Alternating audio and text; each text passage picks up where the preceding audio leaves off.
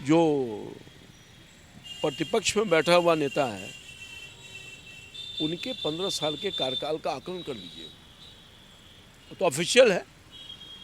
कितनी घटनाएं उस समय हुई थी, कितनी बलात्कार की घटनाएं हुई थी, कितनी रेप की घटना हुआ था, डकैती का, चोरी का, नरसंहार का।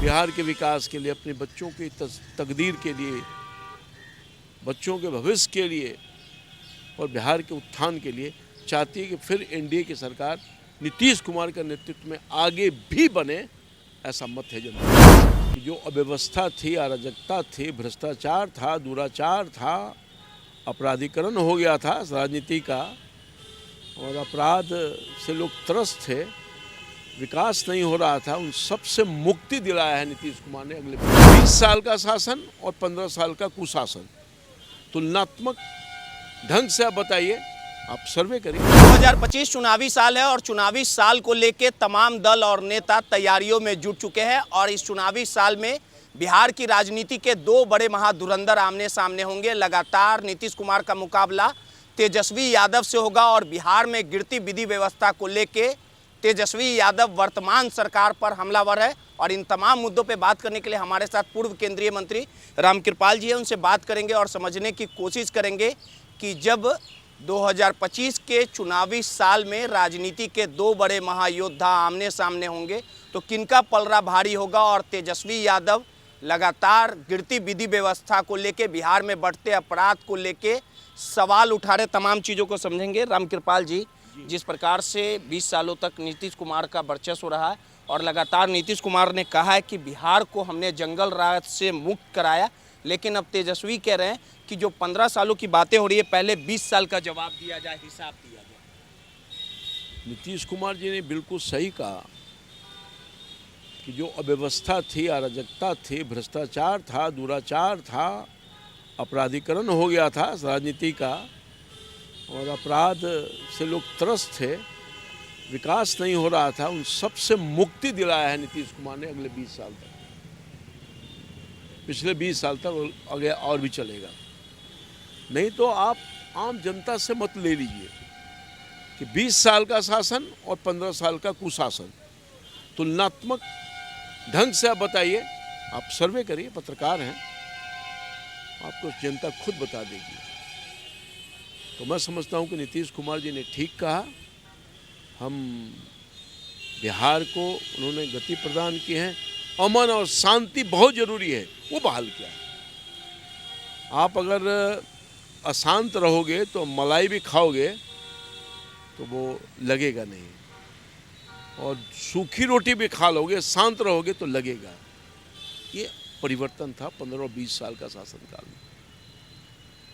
तो जनता जो है अच्छा महसूस कर रही है और जनता आगे भी इसी तरह के अच्छा महसूस करना चाहती है। बिहार के विकास के लिए, अपने बच्चों की तकदीर के लिए, बच्चों के भविष्य के लिए और बिहार के उत्थान के लिए चाहती है कि फिर एनडीए की सरकार नीतीश कुमार के नेतृत्व में आगे भी बने, ऐसा मत है जनता का।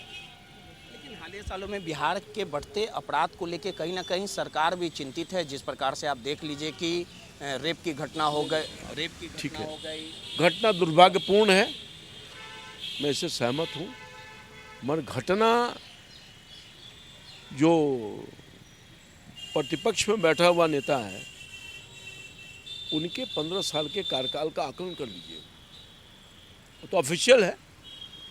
कितनी घटनाएं उस समय हुई थी, कितनी बलात्कार की घटनाएं हुई थी, कितनी रेप की घटना हुआ था, डकैती का, चोरी का, नरसंहार का, यानी बहुत सारी घटना में बहुत सारी। नहीं, आप बता दीजिए हमको। और यहाँ उंगली पे गिना देता हूँ किस तरह से घटनाएं बढ़ रही है। जिस प्रकार से रेप की बच्ची के साथ, मैंने ये नहीं कहा कि घटना नहीं हो रही है, मैंने ये कहा कि घटना हो रही है, मगर जो विपक्ष के नेता है वो बोल रहा है, उनके ऊपर मैं सवाल खड़ा कर रहा हूँ। दुर्भाग्य की बात क्या है कि मुजफ्फरपुर में एक छोटी दलित की बच्ची के साथ रेप हो जाता है, पीएमसीएच इलाज करवाने के लिए आती है, 5 घंटे एम्बुलेंस में रहती है और कोई सूद नहीं लेता। और वही ये मामला बहुत सेंसिटिव है। आप ही के संजय जायसवाल जी ट्वीट किए। मैं तो बोल रहा हूँ, मैं आप बोलने ही नहीं दे रहे मुझको। घटना बहुत सेंसिटिव है और दुखद है, और इस तरह की घटना अगर सही में है तो इसकी जांच होनी चाहिए। जो दोषी अधिकारी कर्मचारी जो भी हों उनके खिलाफ सख्त कार्रवाई करनी चाहिए। एक सवाल और है, चुनाव को लेकर जिस प्रकार से चिराग पासवान ने ऐलान किया कि हम बिहार की राजनीति करेंगे, बिहार की राजनीति में सक्रिय भी हो चुके हैं और बिहार विधानसभा का चुनाव भी लड़ेंगे, तो क्या माना जाए कि चिराग कहीं ना कहीं प्रेशर पॉलिटिक्स कर रहे हैं? लगातार वो चाहते हैं कि बिहार में उनका एक दबदबा रहे, अधिक सीटें मिले और प्रेशर पॉलिटिक्स का शिकार भी हो रही है। नहीं, मैं नहीं कह रहा हूँ। चिराग पासवान जी को हक है कि नहीं अधिकार अपने पार्टी को मजबूत करने के लिए, और बिहार से ही मजबूती होगी ना।